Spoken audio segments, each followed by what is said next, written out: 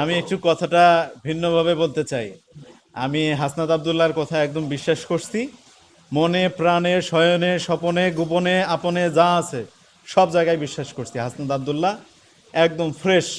সেই জন্য হাসনাত আবদুল্লাহ ইতিমধ্যেই প্রায় 3 মাস আগে বলেছিল যে সে টিউশনি করে, টিউশনি বিক্রি করে, নোট বিক্রি করে প্রত্যেক মাসে 50 লক্ষ টাকা ইনকাম করে। তো যে হাসনাত আবদুল্লাহ 50 লক্ষ টাকা প্রত্যেক মাসে ইনকাম করে, সে তো বিলাসবহুল জীবন জিন্দেগি জীবনযাপন করবে, এটা স্বাভাবিক। তাহলে প্রথম আলো হয়তো ভুল লেখে নাই, সেটা বলতে হচ্ছে। হাসনাত আবদুল্লাহ যদি বলে যে আমি এত টাকায় নোট বিক্রি করি না, তাহলে প্রথম আলো ভুল লেখছে। এখন হাসনাত আবদুল্লাহকেই সিদ্ধান্ত নিতে হবে, সে যে 3 মাস আগে বক্তব্য দিচ্ছে সেটা সঠিক, না এখন যেটা বক্তব্য দিচ্ছে সেটা সঠিক। তারা না খেয়ে আছে, না আর অন্যান্য কিছু করতেছে, সেটা সঠিক। এই বিষয়গুলো হাসনাত আবদুল্লাহ নিজেকেই পরিষ্কার করতে হবে। কারণ সে যদি ভুলে যায় 3 মাস আগে তার বক্তব্য কী ছিল আর এখন তার বক্তব্য কী, সেগুলো তো আসলে দুঃখজনক। অবশ্যই হাসনাত আবদুল্লাহর এই জায়গায় নিজের জায়গা থেকে নিজের অবস্থান সরে যাওয়া, এটা প্রশ্নবিদ্ধ করে তাকে নিজেকেই। এখন নিজে যদি এই নিজের প্রশ্নবিদ্ধের জায়গা তৈরি করে, সেটা তো আমরা কোনো কিছু বলতে পারি না। এখন দেখেন হাসনাত আবদুল্লাহ একদম নর্মাল জীবনযাপন করে, ঠিক আছে। সেই জন্য আমরা দেখতে পাই অনেক দামি দামি গাড়িতে ঘোরাফেরা করে, ওনারা দামি দামি পোশাক পরেন, দামি দামি জুতা গায়ে পরেন পায়ে। এছাড়াও বিলাসবহুল গাড়ি দিয়ে শোডাউন করেন, বড় বড় রেস্টুরেন্টে, বড় বড় হোটেলে ওনারা রাজনৈতিক কার্যক্রম চালান।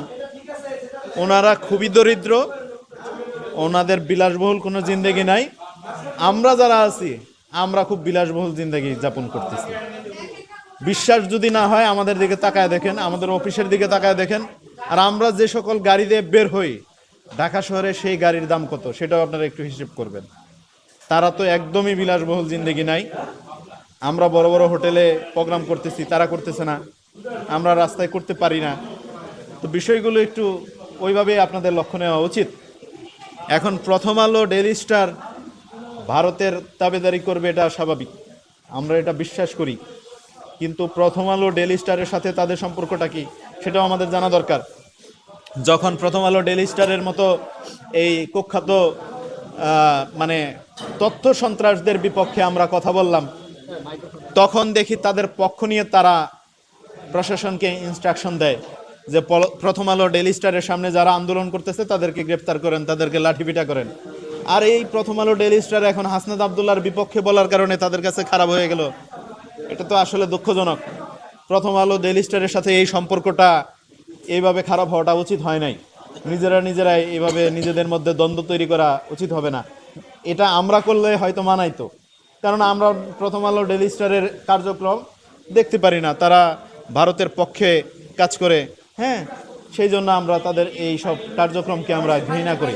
তারা আওয়ামী লীগের সময়ে দালালি করছে, আওয়ামী লীগের এখনও ভারতের তারা রয়ের দালালি করে যাচ্ছে। তো এই বিষয়গুলো আমরা বলার কারণে আমরা খারাপ হতে পারি, কিন্তু হাসনাত আবদুল্লাহ খারাপ হয়ে যায়, এটা তো আসলে মেনে নেওয়া যায় না। ভাইয়ে ভাইয়ে এই ধরনের সম্পর্ক হয়, এটা খুব দুঃখজনক। তবে মূল বক্তব্য একটাই, হাসনাত আবদুল্লাহর এই যে মাসে 50 লাখ টাকার ইনকাম, এর পরেও তিনি বিলাসবহুল জিন্দেগি যাপন করেন না। ওনার মতো মহৎ ব্যক্তি দুনিয়ায় আর কেউ আছে কিনা আমার জানা নাই।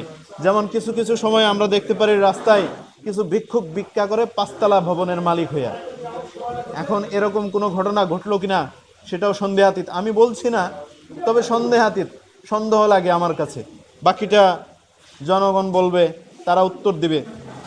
আর আপনারা যারা সাংবাদিক ভাই আছেন, আপনারা এই বিষয়গুলো একটু খোঁজ রাখবেন কি হচ্ছে পিছনে।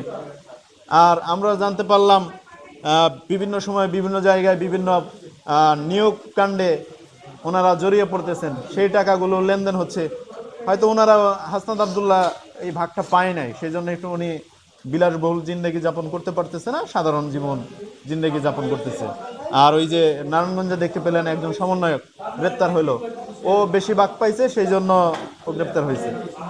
তো দুঃখজনক হলো সত্য, এই বিষয়গুলো ঘটতেছে।